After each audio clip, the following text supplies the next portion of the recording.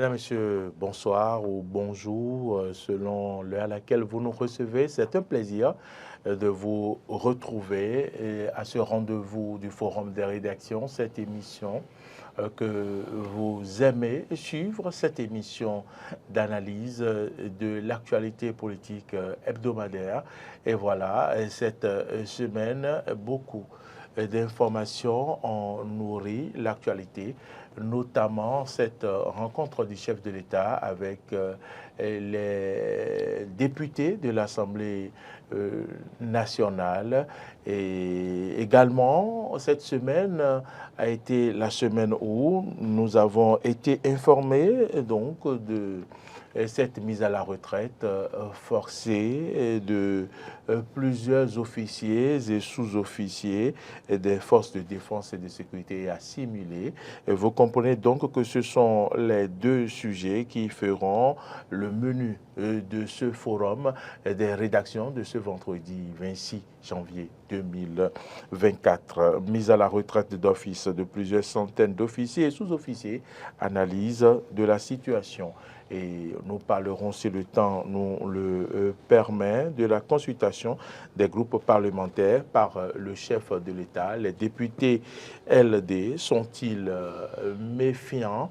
Et nous aurons l'occasion, si le temps nous le permettait, de demander à Marcel Yedo de nous jouer l'élément où les démocrates se sont exprimés au cours de leur conférence de presse après cette rencontre avec le chef de l'État. Voilà un peu l'ossature de cette émission.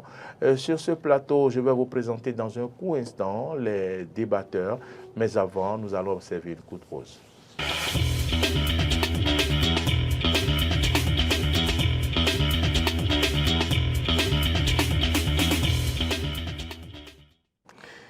Marcel Yedo, c'est lui qui réalise comme d'habitude cette émission, le forum des rédactions, l'analyse de l'actualité politique, le laboratoire des analyses des faits politiques de la semaine. À ma droite, il a nom Marc Goudianou. Bonjour Marc. Bonjour Maurice, bonjour, bonsoir à tous les internautes et à tous les téléspectateurs de la position où chacun se trouve. C'est un plaisir d'être sur le forum des rédactions une fois encore, afin de pouvoir quand même partager mes impressions, mes analyses avec tout le monde.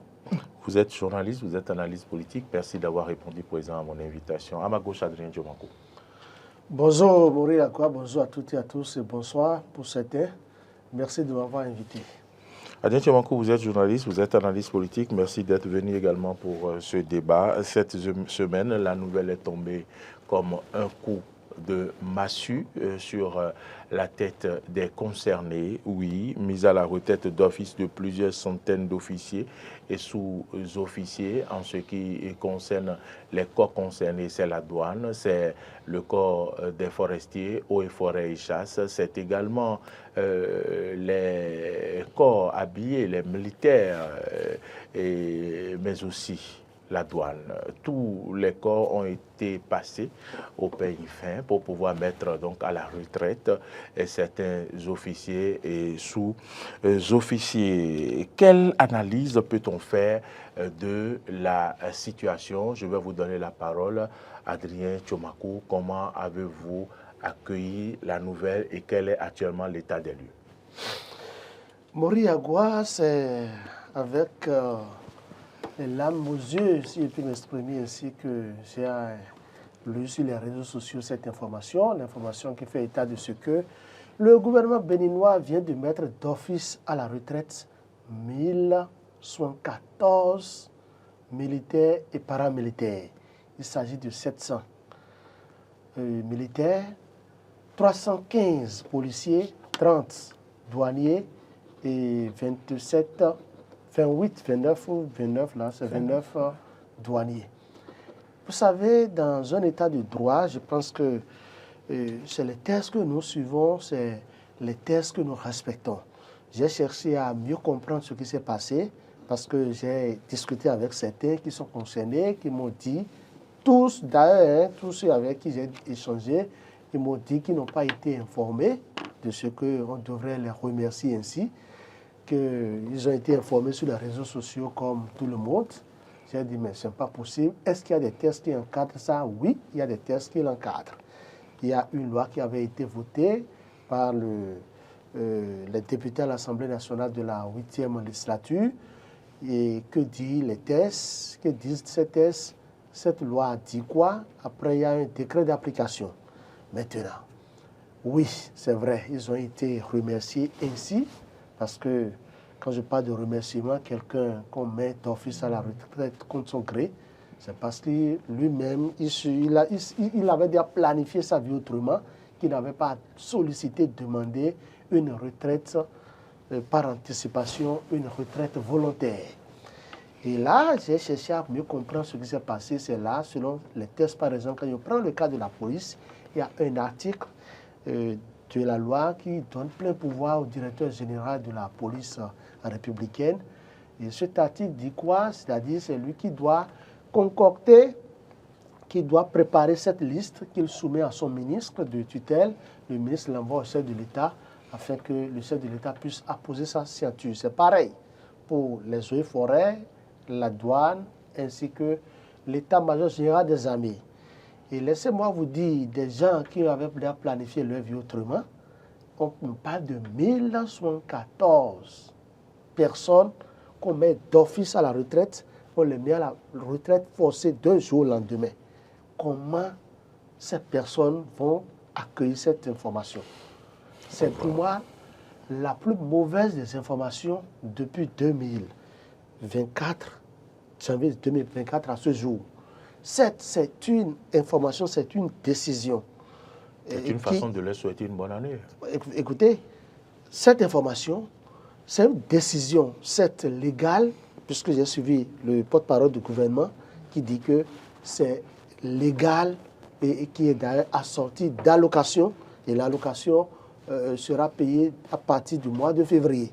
Mais moi, je complète ceci. Mais il a ajouté qu'il ne s'agit pas d'une mesure punitive ni dirigée contre des hauts gradés. C'est ce que lui va nous dire, c'est ce qu'il va toujours dire, puisqu'il défend le gouvernement. Mais moi, je pense que c'est une mesure antisociale. C'est une décision impopulaire. C'est une décision qui, pour moi, doit amener beaucoup sur le chemin de la mort. On ne le souhaite pas, mais je pense que c'est une décision que nous devons condamner partout, nous devons passer. Nous avons appris que beaucoup ont déjà fait AVC. Des gens vont faire AVC, mais c'est normal. Accident de circulation, Accident, AVC, vasculo, ou je ne sais quoi, mais c'est des soucis permanents désormais. Quand quelqu'un, par exemple, qui reçoit ce choc, qui est dans son véhicule ou à moto, il peut perdre connaissance. C'est pour ça que je dis que AVC même, c'est peu. Des gens vont passer de vie à trépas. Mais pourquoi les gens vont faire AVC et Magoujanou? Est-ce que c'est parce que les gens ne planifient pas suffisamment leur vie? En 20 ans, normalement, de travail, l'on doit pouvoir quand même planifier et savoir que à tout moment, on peut partir à la retraite dès lors qu'on sait que ces articles-là existent. Pourquoi ça surprend et pourquoi ça fâche? Ok, merci beaucoup, M. Moyagua. La criette existait avant? Non, la criette n'existait pas. Cette loi existait avant? Non. Elle est venue à quel moment? Elle est venue en 2020. D'accord? Et c'est juste après les émeutes qu'il y a eu, les soulèvements populaires qu'il a eu en 2019-2020. C'est suite à ça que cette loi a été prise. Forcément, pour circonscrire un peu, en tout cas, les comportements de ces forces de l'ordre, d'accord, de ces hommes armés-là, afin qu'ils sachent quelles décisions prendre à tel ou tel moment, vu les enjeux qui étaient en cours. Voilà. Donc, ça veut dire que ça avait été fait à dessein. Jusque, même avant cette décision, c'est que vous avez vu la période qui est passée de 2020 jusqu'en 2024, d'accord? Oui. Disons 3 ans, d'accord? Et ils se sont dit peut-être que sûrement certains regradés de l'armée certains, en tout cas, policiers se sont rangés, d'accord, dans l'ordre parce que ne voulant pas subir cette loi, d'accord, qui est née suite, d'accord, à ce soulèvement-là, qui a eu des mécontentements, d'accord, ce soulèvement qui a connu des mécontentements bien dans le rang des forces de l'ordre, parce qu'il y en a beaucoup qui étaient contre, d'accord, les agissements qu'il y avait eu en cette période très tumultueuse, d'accord, que vous n'ignorez pas non plus. Mais dans cette période-là, c'était quand même des forces de l'ordre qui avaient conduit les opérations, qui avaient dirigé les opérations.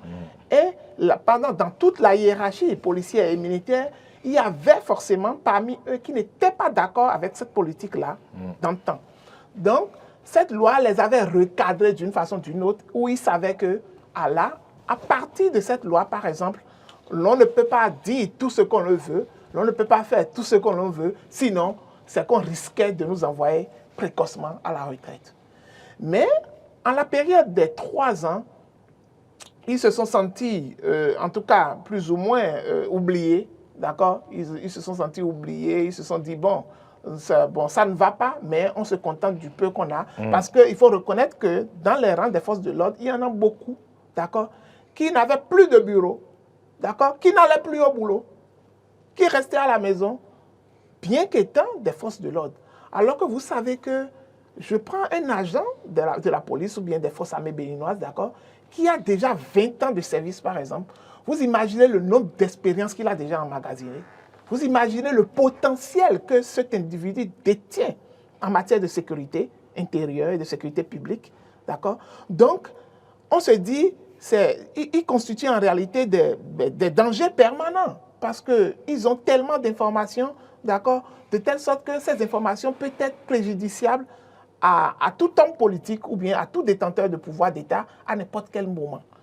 Donc, sûrement que, vu les enjeux, moi, de mon analyse personnelle, je me dis, vu les enjeux en cours, ou vu les enjeux de 2026 qui s'approchent, il fallait, à défaut de ne pas pouvoir les faire mettre en retraite anticipée déjà en 2020, dès la prise d'accord de cette loi, de la décision, il fallait quand même attendre les observer.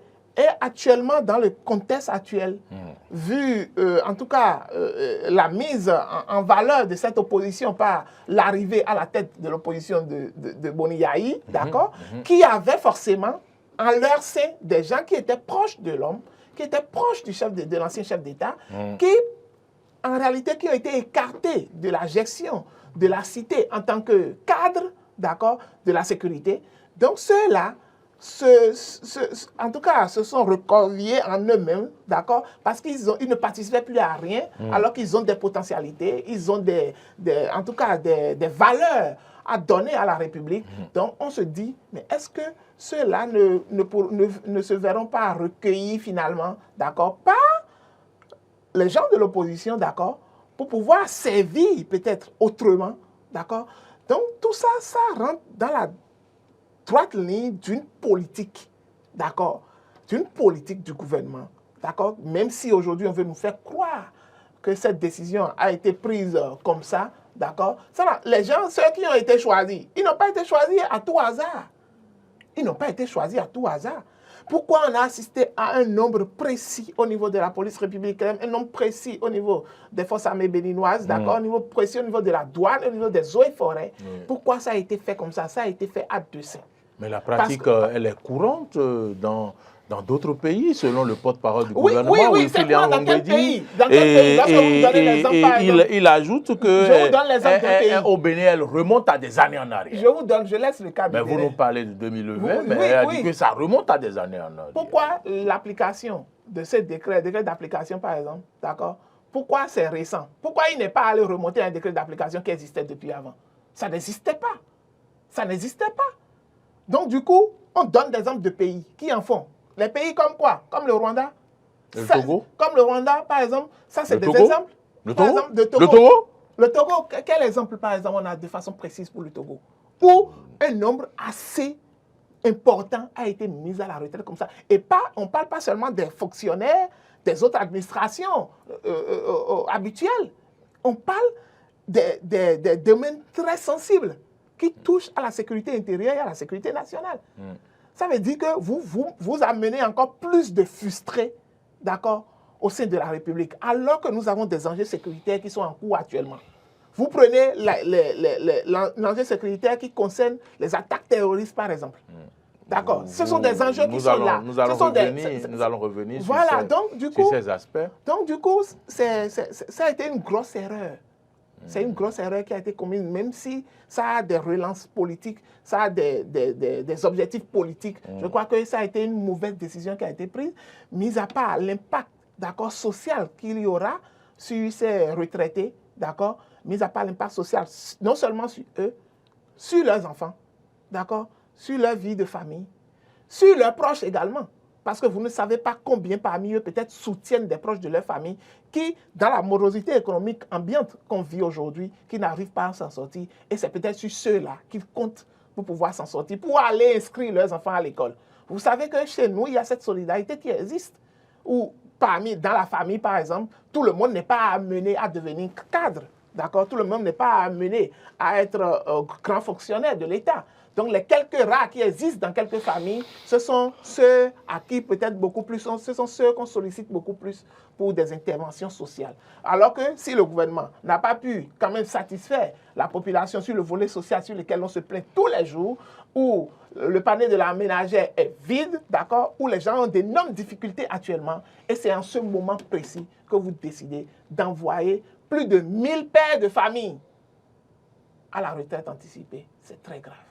Vous abordez déjà comme ça les conséquences sur les familles, sur leur environnement, sur tout ce qui donc les concerne. On va alors aller sur ce terrain à Chobankou, et pour ceux qui ont fait des prêts à la banque et qui ont construit des maisons, qui ont acheté des véhicules, qui ont pris plusieurs femmes, comment ils vont s'en sortir? Est-ce que ce n'est pas les raisons de ces AVC dont parlent déjà les journaux? Comment ceux-là vont pouvoir faire, puisqu'on parle des conséquences sociales? Je pense que les banquiers ou les banques en général ont compris et ils ne prêtent même plus de l'argent aux agents de l'État.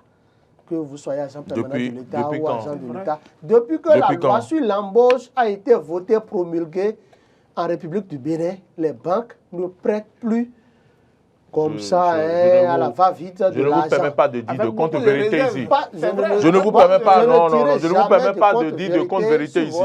Non. Puisque jusqu'à un passé récent, la banque prêtait de l'argent toujours aux fonctionnaires et donc au corps habillé.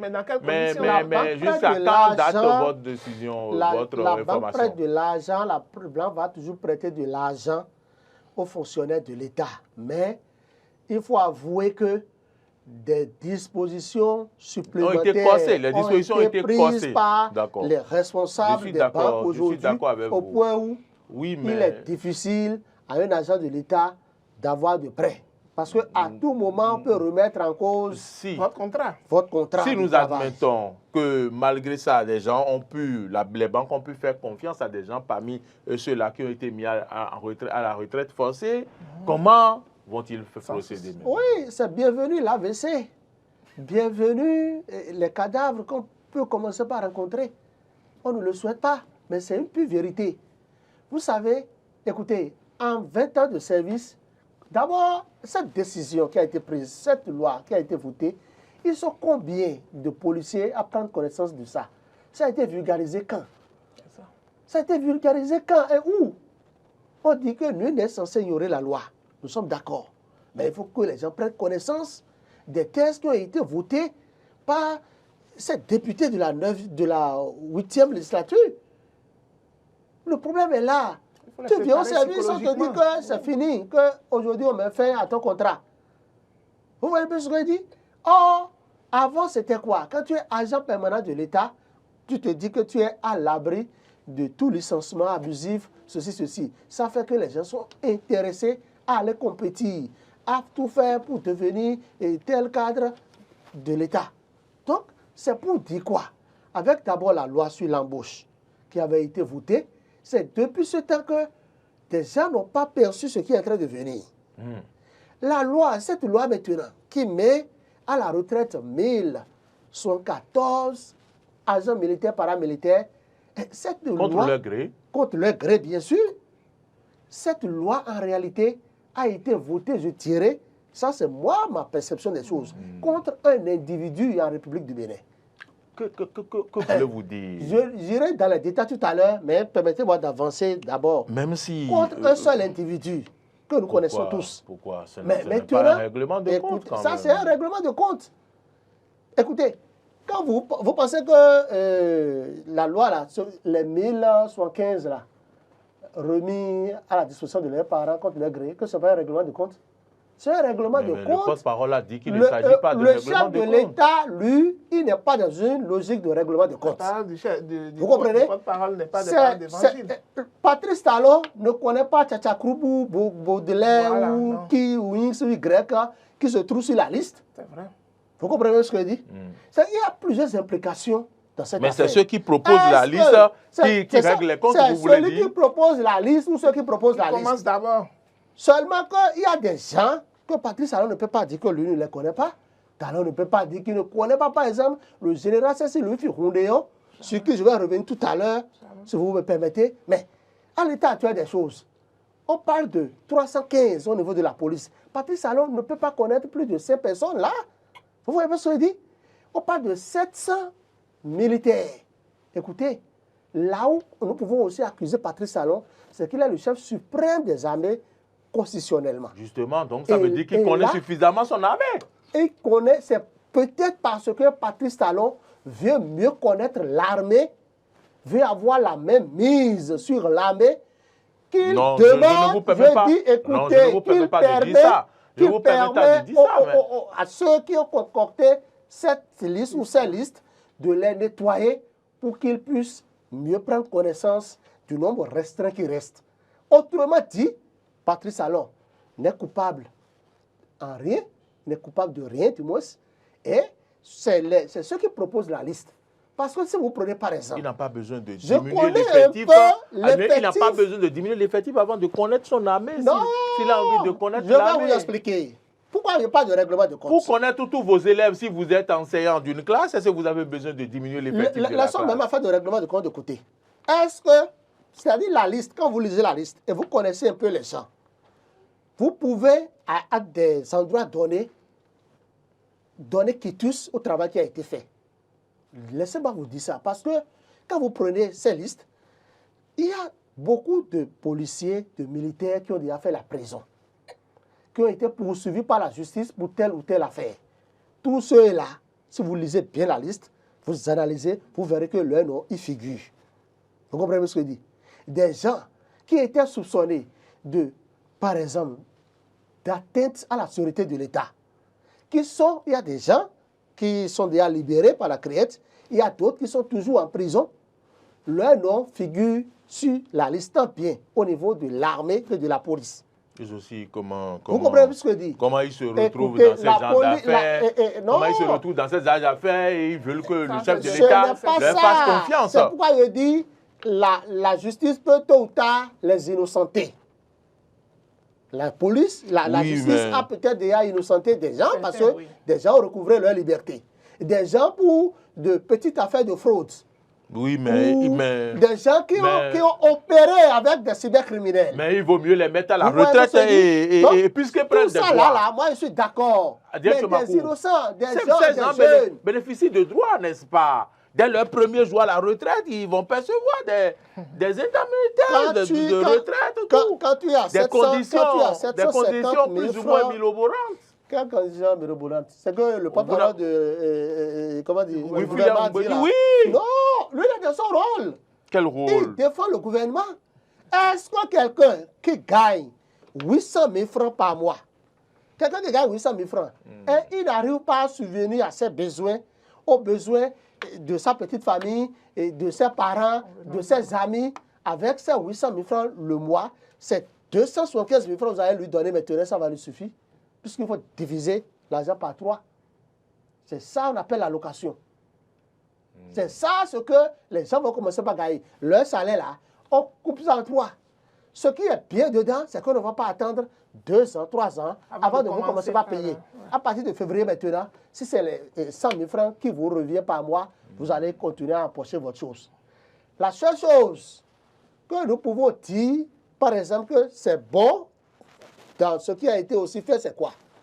Est-ce que vous savez que dans ce même pays, le Bénin, dans lequel nous sommes, que le directeur général de la police a donné des instructions fermes, ou du moins a sorti un acte au niveau de la police, et aucun policier ne peut plus avoir de passeport policier en retraite.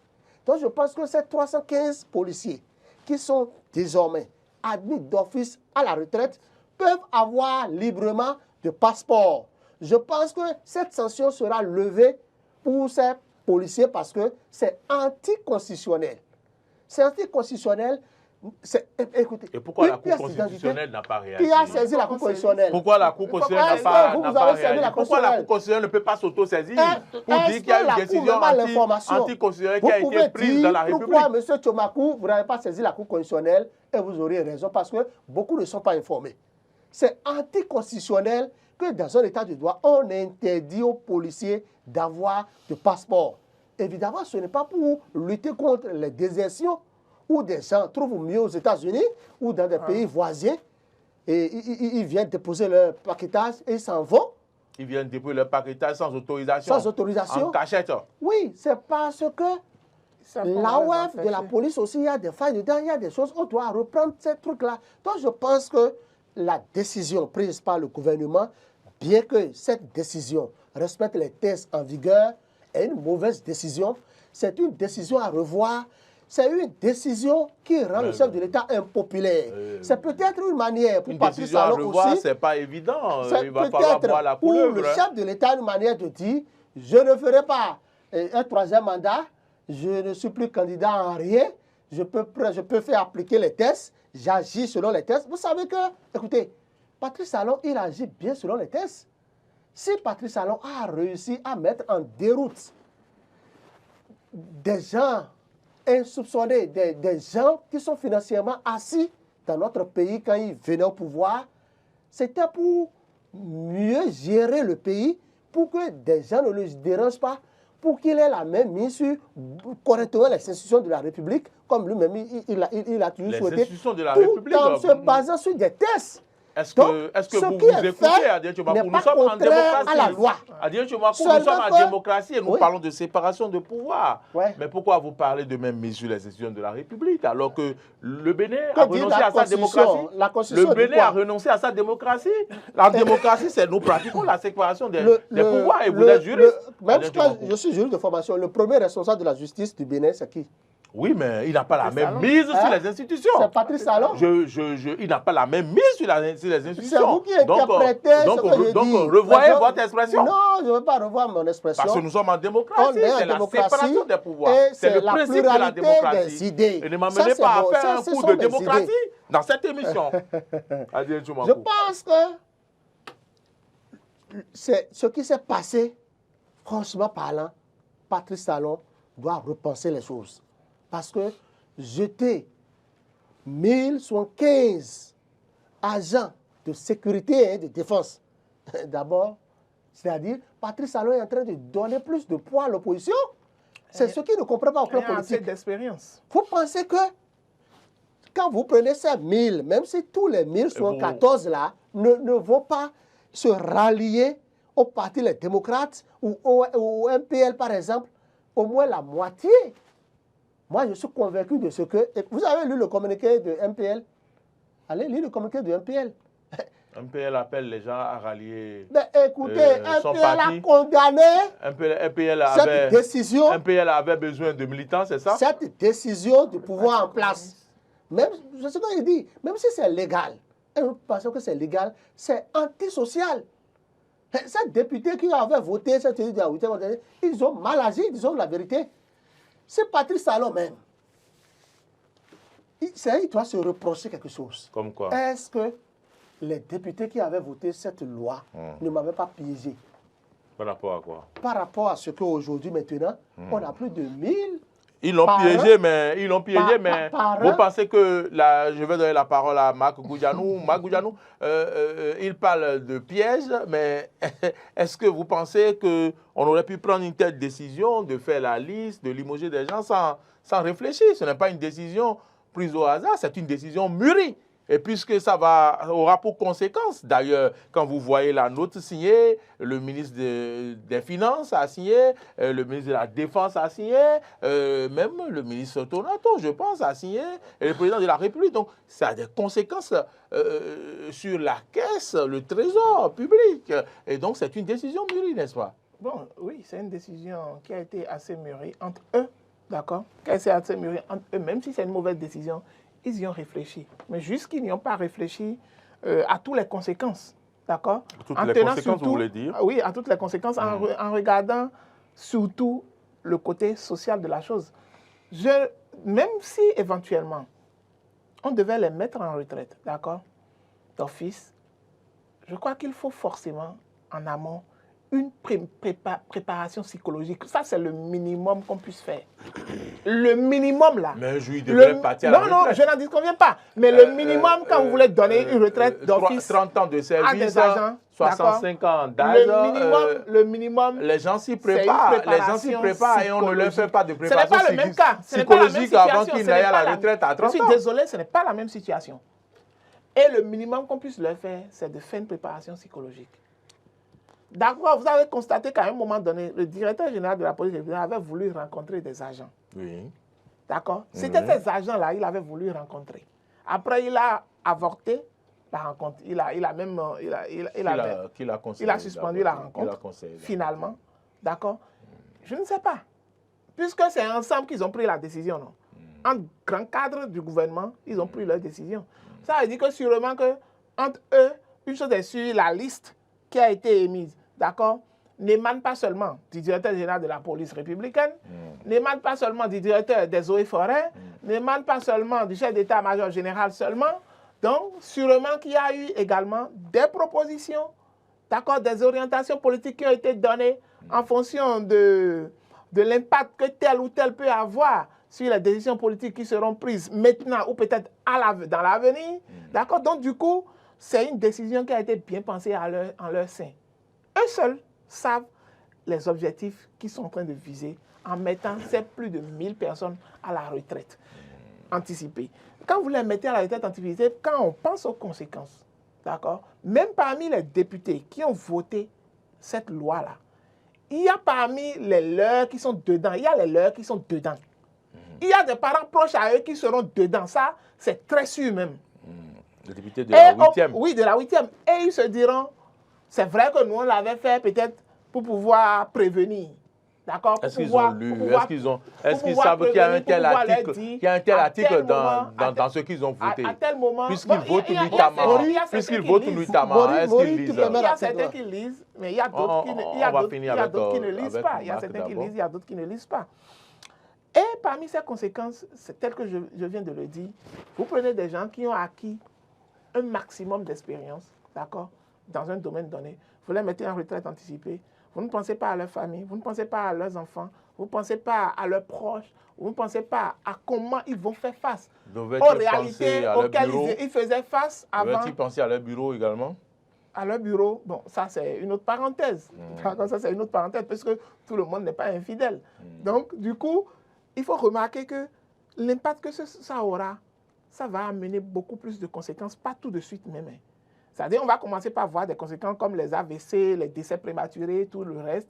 Mais à la longue, ne soyez pas étonnés qu'à cause de ça, un parent ne puisse pas avoir la rigueur qu'il faut, d'accord? L'état psychologique qu'il faut, par exemple, pour bien éduquer ses enfants. L'état psychologique qu'il aura pour mieux diriger son foyer, par exemple.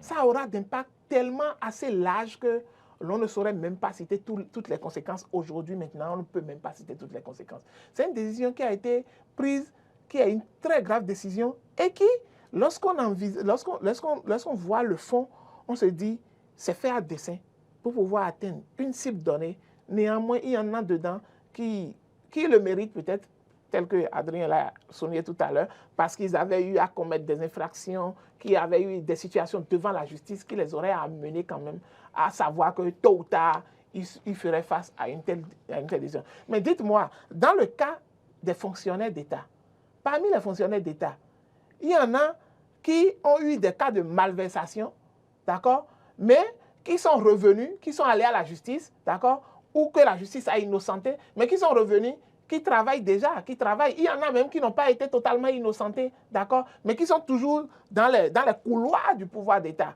d'accord, qui bénéficient des grâces du pouvoir d'État, d'accord, qui, en tout cas, d'une façon ou d'une autre, bénéficient de la sécurité, d'accord, politique qu'ils ont et bénéficient quand même des grâces du pouvoir d'État. Donc, ceux-là, par exemple, sont épargnés, d'accord. Or, lorsqu'on prend ces 1000 et quelques là, il y a beaucoup d'innocents qui seront dedans. Et la pierre, d'accord, qui va être jetée au gouvernement beaucoup plus, la première personne qui est visée, c'est le président, c'est le chef de l'État. Comme quoi? C'est lui qui serait visé. Par qui? Puisque, même quand c'est le directeur, tu interroges le directeur général de la police, par exemple, pour lui dire, mais pourquoi vous avez fait ci? Il dira, mais moi, j'ai reçu des instructions. J'ai reçu des instructions, les instructions ont quitté où? Tu vois, le directeur des eaux et forêts, il dit, quoi? J'ai reçu des instructions pour pouvoir se justifier. Donc, ça veut dire qu'on dit, le plus grand fardeau, ça sera sur la tête du chef de l'État. Et il donne également de l'eau au moulin des opposants pour pouvoir mieux argumenter, voir si tel est qu'il est père de famille et qu'il aime ses citoyens et qu'il pense au bien-être de ses citoyens. Seulement, il pense également aux conséquences de ces actes. Est-ce que ce serait vraiment bon, d'accord, dans la situation actuelle de notre pays, où les gens ont totalement du mal, d'accord, à vivre de façon aisée, vouloir faire partie de 1000 personnes qui ont déjà eu assez d'expérience. D'abord, on parle du domaine sécuritaire et vous les envoyez à la retraite comme ça. Quel impact aura, d'accord, d'abord même dans le rang des forces de l'ordre. Vous prenez les policiers ou les militaires, dans leur rang même, oui, ils auront peur, dans leur rang, vous savez les critiques qui se font. Ils vont prendre conscience pour mieux s'appliquer, pour qu'on ne les envoie pas à la retraite anticipée ou forcée. On ne le souhaite pas, on ne le souhaite pas. Mais lorsque quelqu'un qui a appris à manipuler les armes, d'accord, qui connaît les secrets d'État, d'accord, et qui a eu près de 20 ans d'expérience, d'accord, dans l'armée, par exemple, et vous le jetez comme un malpropre. Je le dis bien, vous le jetez comme un malpropre. Parce que vous ne l'avez même pas prévenu. Vous ne l'avez même pas prévenu. Mais on ne le jette pas comme un malpropre. Il bénéficie d'indemnité, il bénéficie d'une prise en charge, il bénéficie de tout ce que vous savez. Ne dites pas qu'on les a jetés comme des malpropres. Je m'arrête l'exemple tout simplement à vous.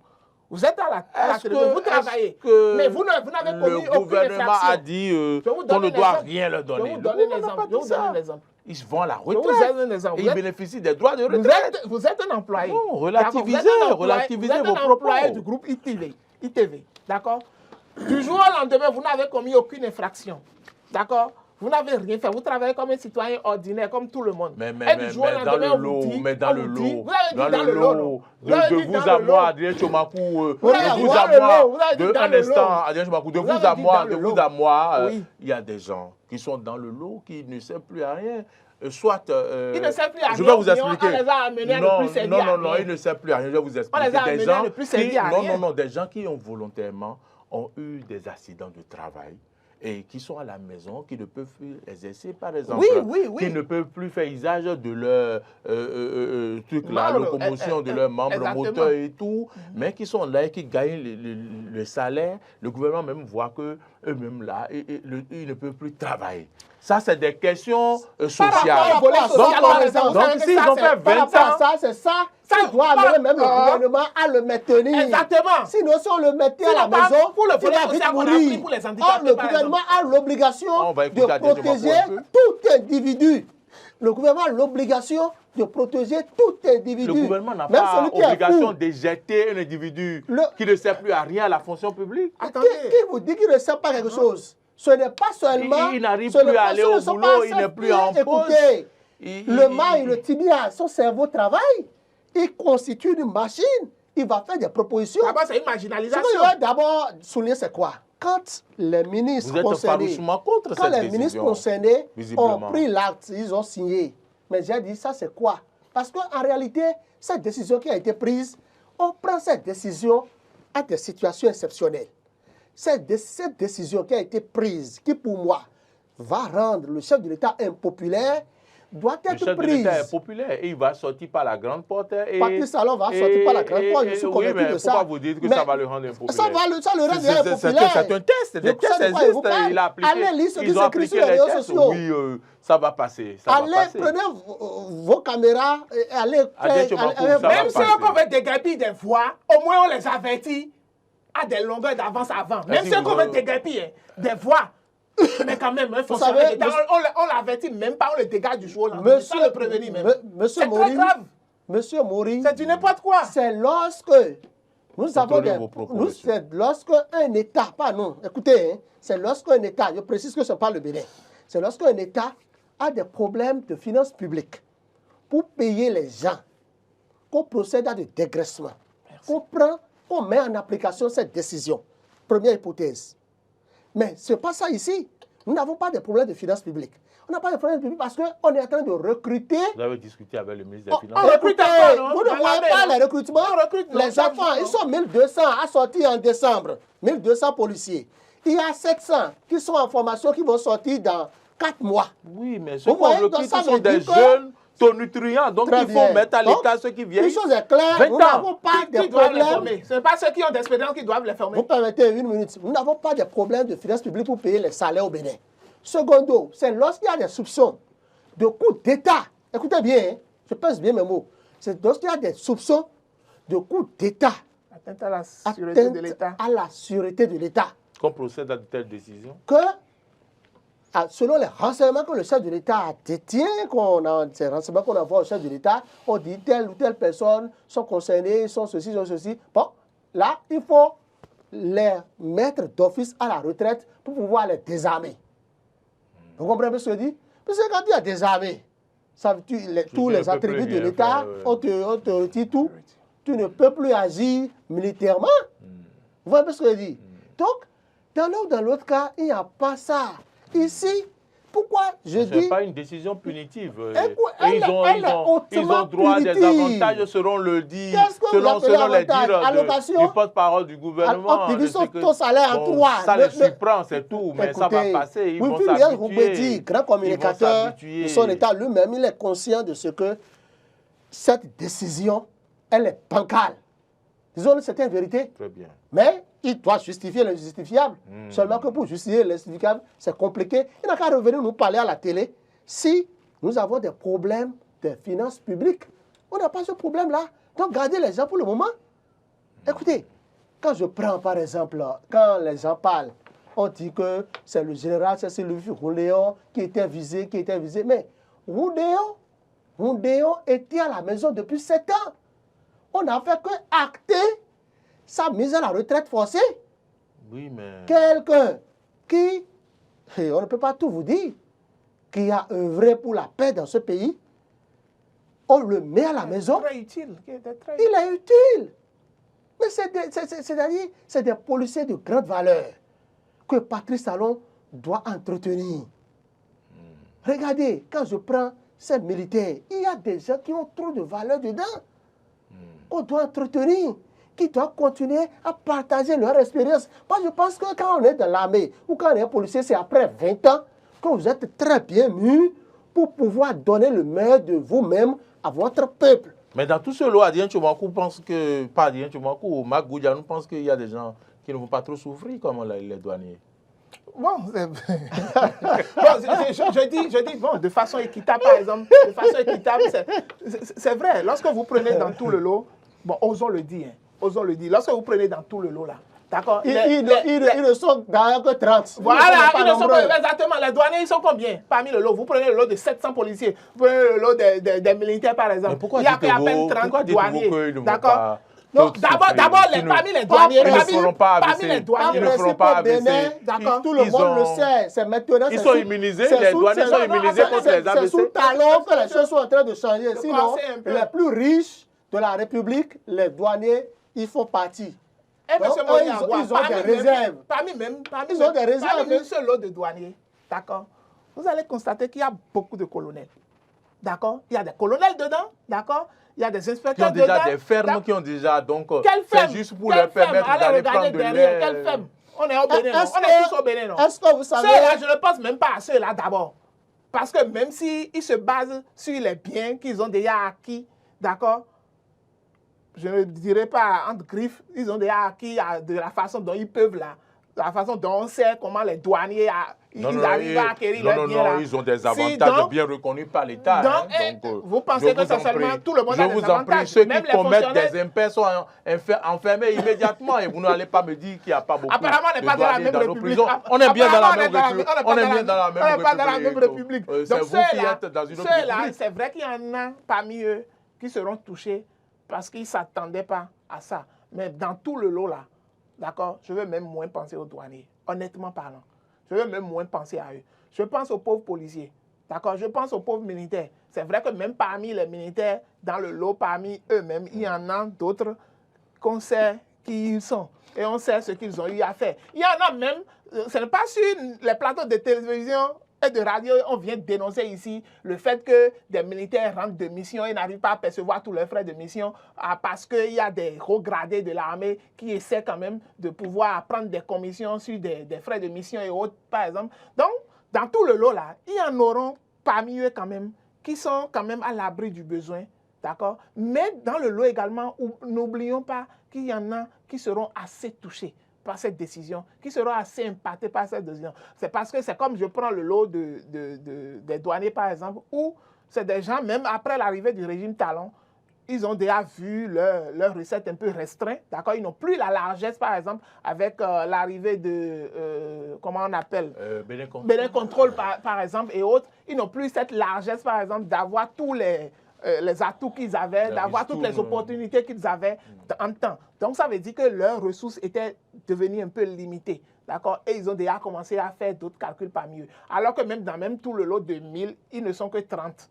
Ils ne sont que 30. Et parmi les 30 même, il y en a qui sont de haut gradés de la douane déjà. Tu prends un colonel de la douane, par exemple, béninoise. Attends, un colonel de la douane béninoise, par exemple, tu ne peux pas me dire que celui-là n'est pas à l'abri du besoin. D'accord? La seule chose qu'il pourra faire seulement, c'est qu'il doit compter seulement sur les acquis qu'il a déjà et qu'il va oublier ce qui est en matière de salaire. Ça ne leur servait pas à grand chose. C'est à l'arrivée du régime de Talon que ça a commencé par... Vous avez beaucoup de douaniers dans votre famille puisque vous maîtrisez... Vous savez qu'il y a des douaniers qui sont en prison parce qu'on a découvert des milliards dans leur compte. Adjan Choumakou, suivez ma question. Okay. Est-ce que ce n'est pas le moment quand même pour les éléments, les fonctionnaires de l'État qui sont des forces de sécurité, forces de défense et de sécurité ou assimilés, de prendre conscience, mais aussi pour l'État, de revoir véritablement les conditions des policiers. Si l'on sait qu'à 20 ans, on peut les amener à la retraite, est-ce qu'il ne faudrait pas revoir alors leurs conditions pour que ceux-là vivent mieux et correctement puisqu'ils donnent leur poitrine pour la République, pour sécuriser la population? Est-ce que ce n'est pas le moment de revoir tout ça? Très bien. Avant de répondre à votre question, je voudrais préciser quelque chose. La loi telle qu'elle est, la loi qui est mise en application maintenant, nous devons revoir l'article qui donne plein pouvoir au directeur général et c'est à lui seul de concocter les normes. Il faut que cette loi soit revue, cet article soit touché afin qu'il y ait tout au moins une commission. Exactement. Parce que s'il n'y a pas une commission, ce n'est pas bien. Il y aura du règlement de compte. C'est sûr. Si moi je parle de règlement de compte, je ne dis pas que le gouvernement fait un règlement de compte, mais c'est, écoutez, si j'ai déjà un problème contentieux avec quelqu'un et j'ai ce pouvoir-là, pourquoi ne pas le lui appliquer? On va me parler de méchanceté, mais c'est la loi qui me confère cette prérogative. C'est de ça qu'il est question. Parlons à revenons à votre préoccupation. Oui. Les conditions de vie et de travail des militaires et comment on les appelle, des policiers. Écoutez, la grande muette, c'est bel et bien les militaires. Nous les voyons. Vous voyez les conditions? Est-ce que dans les normes, un militaire... Mais les policiers aussi. Écoutez, les policiers, j'en viens. Mais bon, je prends les deux ensemble. Si vous prenez, vous regardez un peu le train de vie des policiers et des, comment ils appellent, des militaires, vous pensez qu'avec les salaires qu'ils gagnent, ils peuvent subvenir à leurs besoins jusqu'à avoir un immeuble de leur vivant, ou tout au moins avant 20 ans de service, ou pendant 20 ans de service? C'est impossible. Eux, ils ne sont pas des hommes. Ils n'ont pas de tête. Ils veulent aussi vivre dans des immeubles. Par nuit. Ouais. Alors, des gens qui prennent le haut risque d'aller affronter des malfrats, sous la pluie, sous le soleil. Vous voyez les véhicules que nous voyons dans nos commissariats, où par moment, vous apercevez le commissaire lui-même qui descend et pousse son chauffeur. Je parle des véhicules pick-up. Je salue au passage l'ambassade des États-Unis qui... Tout récemment, ils ont doté... Oui, c'est ça, je suis en train de saluer l'ambassade des États-Unis qui a doté la police républicaine des pick-up tout-terrain bien sophistiqués. C'est de ça qu'il est question. Il faut que d'autres hommes d'affaires lui emboîtent le pas, que d'autres ambassades, que des députés se mettent ensemble pour faire ces genres d'actions salutaires. Mais les policiers ne vivent pas bien. Ils ont quel salaire? Le salaire, c'est combien? C'est combien? On connaît leur salaire. C'est pas bon. On doit leur augmenter le salaire. On a parlé d'augmentation du salaire. On a vu que les civils ont eu droit en 2022, décembre 2022, à une augmentation exponentielle de leur salaire. Pourquoi vous parlez d'exponentielle? Les militaires, vous avez fait les mathématiques? N'en ont rien. Ils n'ont rien reçu, n'en ont pas reçu. Même les avancements, c'est difficile. Les avancements de grade, c'est difficile. Ils n'ont pas de primes. On leur a coupé toutes les primes. Ils n'ont plus droit à ce qu'ils percevaient. Et les rares véhicules en bon état, ce sont ces véhicules que les plus hauts gradés de la police utilisent. Vous allez dans des... Des commissariats qui n'ont même pas de véhicules de fonction. Qu'est-ce que tu appelles véhicule de fonction de commissariat? Ils n'en ont même pas. Merci. Comment ils pourront aller intervenir? Je pense que la situation est vraiment préoccupante. Je n'ai pas vu le temps passer, mais je vais vous laisser quelques secondes. Je vais vous laisser quelques secondes pour conclure.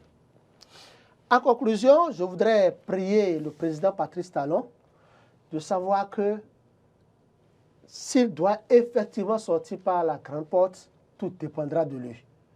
Qu'il touche à nouveau, qu'il ordonne les députés à l'Assemblée nationale pour que cette loi, la loi qui met à la retraite d'office 1114 agents, officiers, sous-officiers et lieutenants de tout grade, il faut que cette loi soit touchée.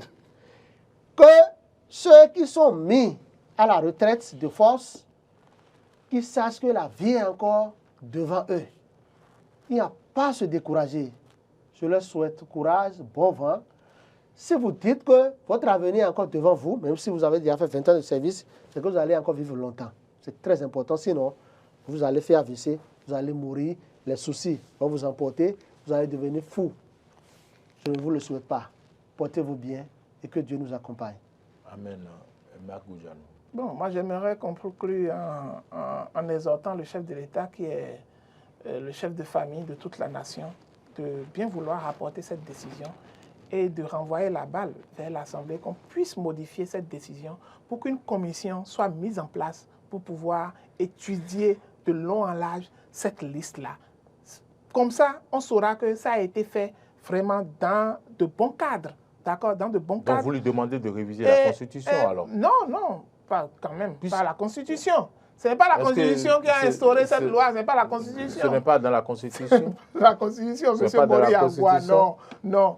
Et comme ça montrerait sa bonne volonté quand même à vouloir bien faire et à ne pas rester trop impopulaire.